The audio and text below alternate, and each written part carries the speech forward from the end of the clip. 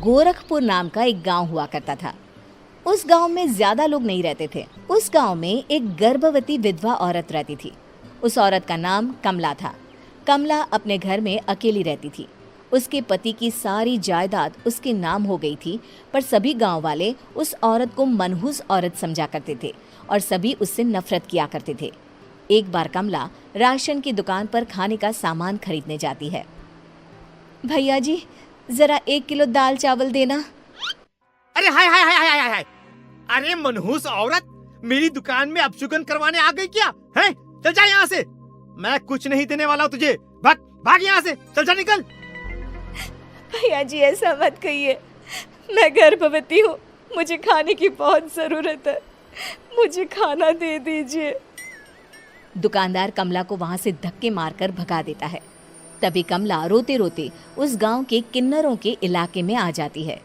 गांव वाले किन्नरों को उसी इलाके में रखा करते थे, क्योंकि वो लोग किन्नरों को पसंद नहीं करते थे और उनके इलाके में रहने से मना करते थे। तो किन्नरों ने उसी गांव में अपना एक इलाका बना लिया था। जब किन्नर लोग देखते हैं कि एक गर्भवती महिला रोते रोते उनके इलाके में आ गई है, तो सारे किन्नर कमला के पास जाकर उसका हाल पूछने लगते हैं। क्या हुआ बहन, तुम्हारी गर्भवती अवस्था में इतनी बुरी हालत कैसे? तुम रो क्यों रही हो? तुम डरो मत, हम तुम्हें कोई नुकसान नहीं पहुंचाएंगे। तुम शांत होकर सब बताओ कि हुआ क्या है। मैं कमला हूँ। मैं गांव के दूसरे इलाके से आई हूँ।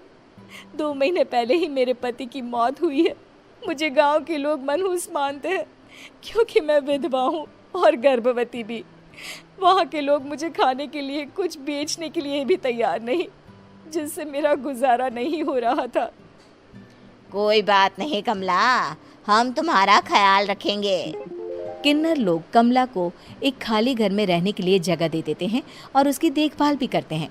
कुछ ही महीने बाद कमला अपने बच्चे को जन्म देती है, पर अफसोस, कमला बच्चे को जन्म देते ही अपनी जान गंवा देती है। जब सब किन्नर बच्चे को देखते हैं तो बहुत खुश हो जाते हैं, क्योंकि वो बच्चा भी किन्नर ही था। कमला ने एक किन्नर बच्चे को जन्म दिया था। अब इस बच्चे की देखभाल कौन करेगा?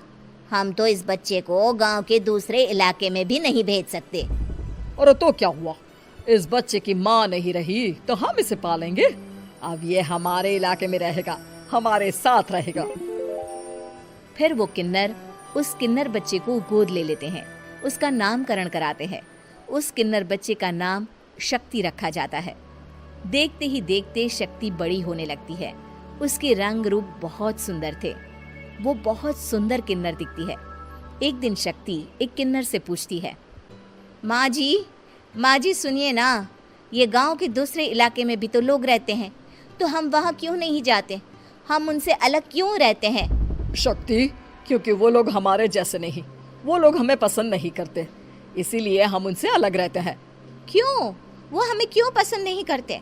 मुझे एक बार उस इलाके में जाना है। मैं एक बार वहाँ जाकर घूम कर आऊं। शक्ति, खबरदार, जो तू उस इलाके में कभी भी गई तो अपनी जान नहीं गंवाना चाहती तो उस इलाके में कभी कदम भी नहीं रखेगी, समझी? इतना कहकर वो किन्नर वहां से चली जाती है। शक्ति उस किन्नर की बात सुनकर बहुत रोती है। माँ जी, ऐसा कैसे कह सकती है? उन्होंने इतनी सी बात के लिए मुझे इतना डांटा। अब तो मैं उस इलाके में जरूर जाऊंगी। फिर एक दिन शक्ति गांव के दूसरे इलाके में चुपके से जाती है। ये लोग तो हमारे जैसे ही इंसान हैं, तो ये हमसे नफरत क्यों करते हैं? जब शक्ति उस इलाके में पहुंचती है तो गांव के सारे आदमी उसके रूप से मोहित हो जाते हैं। वो लोग ये अंदाज़ा नहीं लगा पाते कि वो किन्नर है। शक्ति की सुंदरता देखकर सारे गांव वाले उसकी तारीफ करने लगते हैं। तभी गांव का चक्कर लगाने गांव के जमींदार का बेटा हर्ष वहां पहुंचता है। हर्ष भी दिखने में बहुत सुंदर होता है। जब हर्ष ने शक्ति को देखा तो वो भी उससे मोहित हो गया, और जब शक्ति की नज़र हर्ष पर पड़ी तो वो हर्ष को देखकर मोहित हो गई। आपको पहले कभी इस गांव में देखा नहीं। इस गांव में आप नए हैं क्या? जी नहीं, वो मैं बस। तभी शक्ति बोलते बोलते रुक जाती है और मन में सोचने लगती है, अगर मैंने इनको बता दिया कि मैं दूसरे इलाके से आई हूँ तो वो समझ जाएंगे कि मैं किन्नर हूँ। इसलिए मुझे इनसे झूठ ही बोलना पड़ेगा।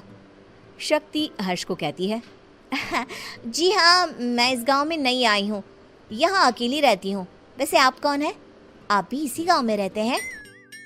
जी हाँ, मैं इस गांव के जमींदार का बेटा हूँ। आपको किसी भी चीज की जरूरत पड़े तो आप मुझे बता देना, मुझे अच्छा लगेगा। ऐसे ही शक्ति और हर्ष एक दूसरे से रोज मिलने लगते। वो दोनों अपने प्यार का इजहार करने एक दूसरे से मिलने जाते हैं। तभी शक्ति का पीछा करते करते एक किन्नर वहां आ जाती है। शक्ति, मैं तुमसे बहुत प्यार करता हूँ। मैं तुमसे शादी करना चाहता हूँ। क्या तुम मुझसे शादी करोगी? हाँ हर्ष, मैं तुमसे शादी करूंगी, पर मैं तुमको अपने बारे में एक सच्चाई बताना चाहती हूँ जो मैंने तुमसे छुपा कर रखी है। तभी उनके बीच में ही वो किन्नर आ जाती है। शक्ति, तेरी हिम्मत कैसे हुई ऐसा करने की? वो किन्नर शक्ति को खींचकर गांव के जमींदार के पास ले जाती है। हर्ष भी वहां शक्ति को बचाने के लिए पहुंच जाता है। जमींदार शक्ति और हर्ष के प्यार के बारे में सुनकर गुस्से में आ जाता है और शक्ति को गांव के बाहर निकालने की सजा देता है। शक्ति ये बात सहन नहीं कर पाती और कुएं में कूदकर अपनी जान दे देती है।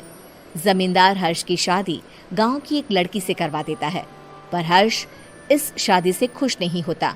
शक्ति अपना बदला लेने के लिए मरने के बाद किन्नर चुड़ैल बन जाती है। अब मैं इन गाँव वालों को नहीं छोड़ूंगी, अब इनसे मैं अपने प्यार का बदला लूंगी। किन्नर चुड़ैल गांव वालों को परेशान करना शुरू कर देती है। एक बार वो रात को गांव के खेतों में पहुंच जाती है और वहां आग लगा देती है। सारी फसल जल के राख हो जाती है।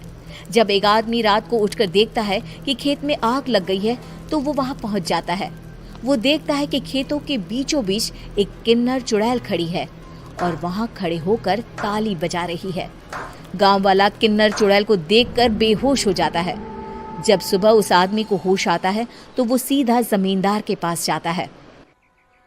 अरे जमींदार साहब, अरे वो किन्नर चुड़ैल ने मेरी सारी फसल जला दी। अब मैं क्या करूंगा? क्या होगा मेरा? जमींदार चुड़ैल किन्नर का नाम सुनते ही सब कुछ समझ जाता है। अब वो बहुत डर जाता है। उसी रात को जब जमींदार डर के मारे अपने कमरे में सो नहीं पाता, तभी वहां अचानक से किन्नर चुड़ैल आ जाती है। किन्नर चुड़ैल जोर जोर से जमींदार के आगे खड़ी होकर हंसने लगती है और ताली बजाने लगती है। जमींदार उस डरावनी किन्नर चुड़ैल को देखकर बहुत डर जाता है। तूने मेरे साथ बहुत बुरा किया, अब मैं तुझे जान से मार दूंगी। नहीं नहीं नहीं नहीं, नहीं। मुझे माफ कर दो, मुझे मत मारो। मैं कभी ऐसा दोबारा नहीं करूंगा। अब तुम जो बोलोगी वही मैं करूंगा। ठीक है, मैं चाहती हूँ कि किन्नर इलाका गांव के इलाके से जुड़े और गांव का कोई भी आदमी किन्नर समाज से द्वेष ना करे, उससे नफरत ना करे, नहीं तो मैं सारे गांव को मार दूंगी।